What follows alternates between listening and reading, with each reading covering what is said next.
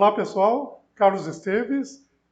Nós vamos nesta videoaula de hoje falar um pouquinho sobre o CCB. Porém, antes de entrar no assunto CCB, vamos contar um evento que aconteceu na nossa Masterclass que fizemos na semana passada, na qual, quando nós estávamos fazendo esta apresentação, surgiu um burburinho entre as diferentes empresas e pessoas que estavam participando da Masterclass e de tratamentos diferentes nas empresas que eles trabalham. Quando eu estiver fazendo a apresentação, chegar no ponto, eu vou comentar o fato que ocorreu e como que de fato deveria ser tratado aquele assunto, tá ok? Vamos lá? Então veja, o CCB é uma parte importante dentro do processo de modificação de um produto. Então, nós falamos na videoaula de Change Process que há necessidade de se montar um comitê gestor de modificações.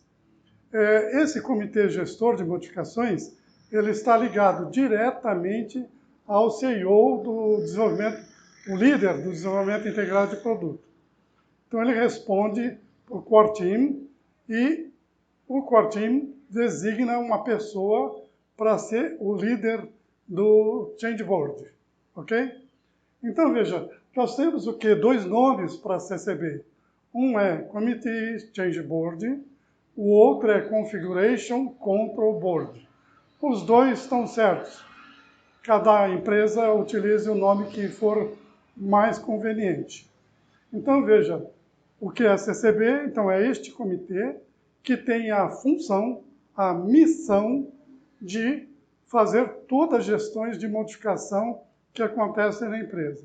E eles têm que garantir que as modificações não possam ser feitas sem que tenha um formalismo dentro do CCB, dentro de um processo lógico e formal de aprovação, fazer modificações sem nenhum tipo de registro.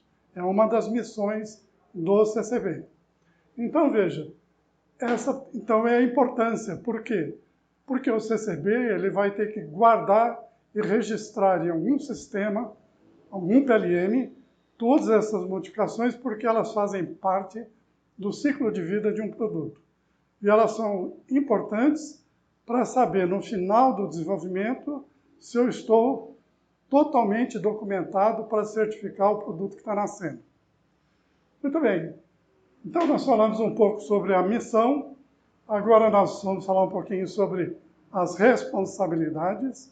E aqui foi um ponto que surgiu o burburinho.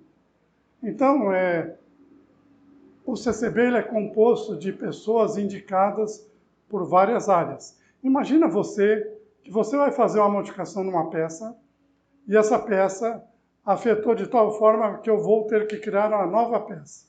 A peça que vai nascer já não é mais igual à peça anterior. Então, veja, o comitê, que é representado por várias áreas, cada um tem uma responsabilidade lá dentro. Então, a engenharia, ela tem que definir se a peça afetou de tal forma que ela tenha que ser reidentificada. Isso faz parte da responsabilidade da engenharia. Então, um dos burburinhos aqui que surgiu foi que o líder do CCB, que não era da engenharia, era um administrador, queria obrigar a engenharia a não identificar a peça. Isso não pode acontecer, por quê? Porque não é responsabilidade do líder tomar a decisão, e sim da engenharia. Uma vez que você definiu que vai modificar a peça, várias áreas começam a atuar. Ou seja, qual a disposição da peça que está em estoque? Eu vou jogar fora a peça? Vou retrabalhar? Então, veja, se você não identifica uma peça e mantém ela com o mesmo part number, você vai ter peças, se você já fabricou no formato antigo, e peças no formato novo. Então, essa decisão monocrática do líder, achando que ele pode obrigar a engenharia a não reidentificar, leva a uma série de transtorno para as demais áreas. Então, cada área lá com a sua responsabilidade e nenhuma querendo sobrepor a autoridade da outra área. Esse foi o primeiro ponto que nós detectamos de divergência entre os grupos que estavam participando dos nossos canais de WhatsApp. Muito bem, então a missão do CCB é identificar todas as modificações, coletar.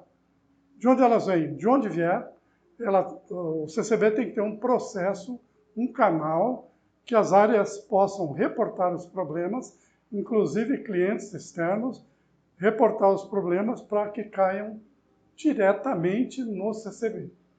Uma vez aberto, reportado um problema, o CCB tem a missão de avaliar a modificação. Vai fazer? Não vai fazer? Vamos detalhar mais a modificação ou não? Tem que planejar, caso ela aprove, planejar a implementação da modificação, priorizar, planejar, posteriormente implementar, validar se funcionou ou não, a modificação foi feita, foi efetiva, sanou de fato o problema, ou a gente continua com algum resquício de problema lá. E também qual foi a satisfação dos clientes em relação ao que foi feito. Então, faz parte da missão do CCB. Muito bem, qual é a composição do CCB? Ora, são várias áreas. A primeira é a liderança atribuída pelo CEO do desenvolvimento de projeto para atuar na modificação. Aí vem as engenharias, que vão atuar em cada assunto que está sendo proposto ser modificado. Vem o pessoal de estoque, que vai analisar a disposição de estoque, se eu mando peças para quarentena, ponho para retrabalhar, jogo fora, né? Ponho para scrap. Compras, eu tenho que interromper compras das peças antigas que eu estava tratando e passar para a peça nova, emitir compras relativas à peça nova. Ferramental foi afetado?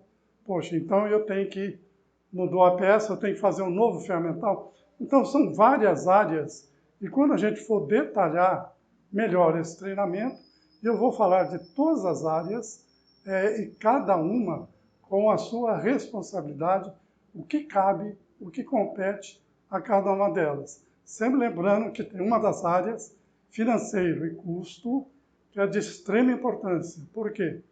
Porque é importante que vocês tenham uma noção de quanto vai custar a modificação. Por quê? Porque ela pode ser inviabilizada.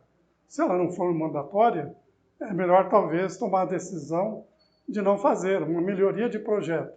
Mas vai ficar tão caro que não compensa fazer. Então, cada área com a sua responsabilidade. Muito bem. Quando que o CCB deve ser implantado dentro de uma empresa? Bom, você está desenvolvendo um produto. O produto tem várias fases de desenvolvimento. Uma das fases de desenvolvimento é a hora que você começa a detalhar e liberar os seus desenhos e começar a fabricar peças. A partir da primeira liberação de um desenho, você começa, então, a atuar com o CCB, porque a partir dali, qualquer peça liberada pode ser modificada. Muito bem. Então, quais são os documentos gerados? O que se gera de documento pelo CCB? Muito bem. O CCB ele tem que controlar os Problems Reports. São pessoal reportando problema. O Problem Report ele gera um ECR, que eu vou falar um pouquinho mais daqui a pouco, que é o Engineer Change Request. E, uma vez aprovada a modificação de fato aprovada vira um ECN, que seria o Engineer Change Notes.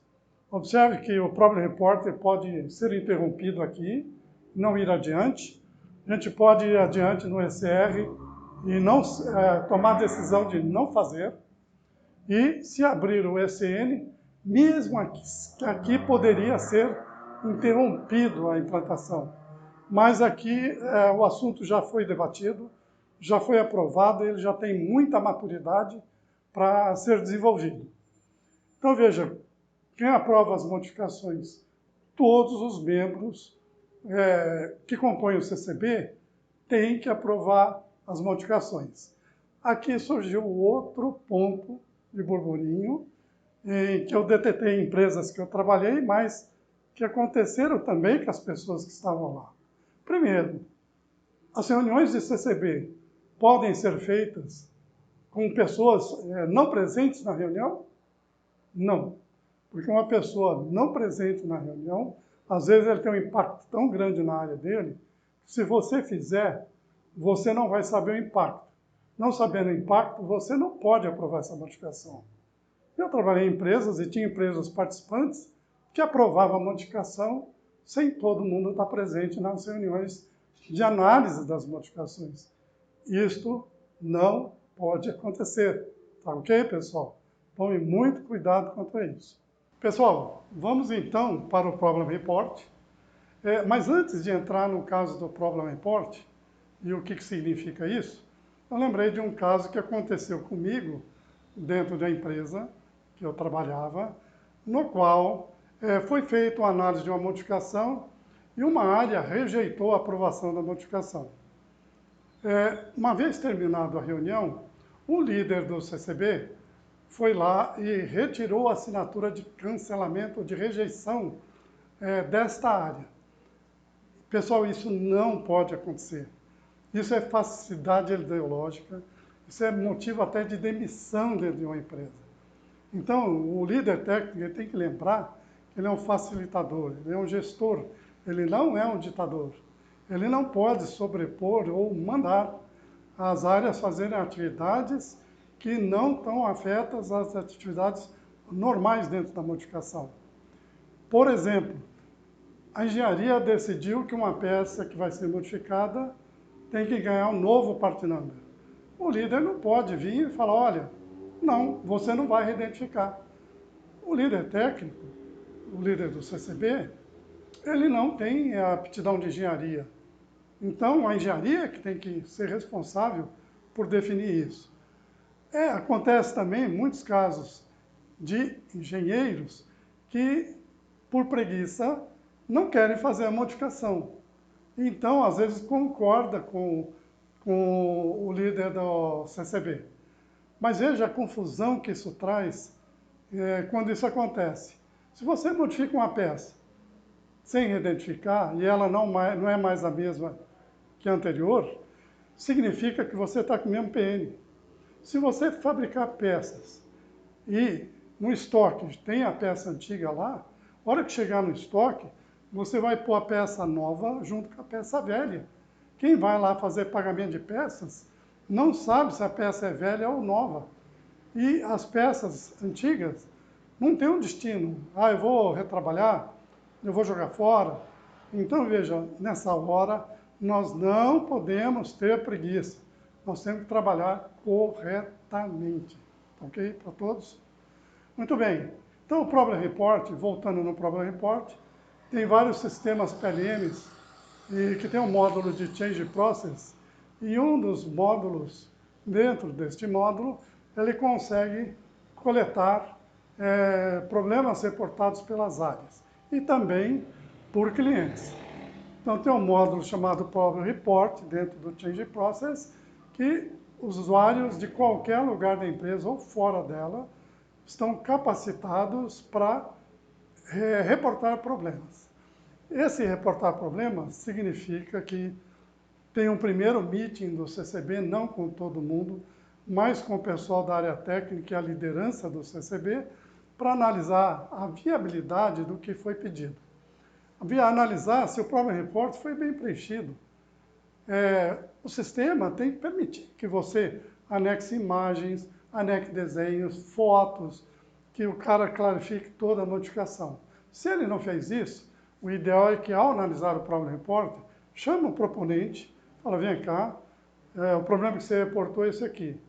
E vamos ver se a clareza do Problem Report completar os dados com informações mais palatáveis para quem vai analisar. Só depois é que você vai aprovar ou rejeitar o problema que foi reportado. Mas até aí você está coletando informações. E muitos usuários nem sabem de que peça que está falando que está com problema. mostra um vazamento de óleo e qual peça foi afetada, não sei. Mas aí, com o pessoal técnico presente, o assunto fica mais claro. Dado o go no Problem Report, é aberto um ECR, que é o Engineering Change Request. O ECR tem a função de, numa reunião mensal, diária, a frequência que for melhor, analisar então o impacto técnico dessa modificação. Quais peças vão ser afetadas? Vai afetar ferramental? Vai afetar requisito? Vai afetar relatórios técnicos? Testes que eu já fiz? Então, a engenharia tem que se posicionar na parte técnica e trazer subsídios para essa informação. Qual o financeiro, qual o custo que vai envolver essa modificação? Você tem que ter o custo. Se você não dominar o custo dentro da sua empresa, é muito difícil você falar quanto vai custar essa modificação. E aí, às vezes, você faz um grande trabalho com a melhoria, vai ter um custo enorme, mas que na prática o cliente nem sabe que você fez aquela modificação.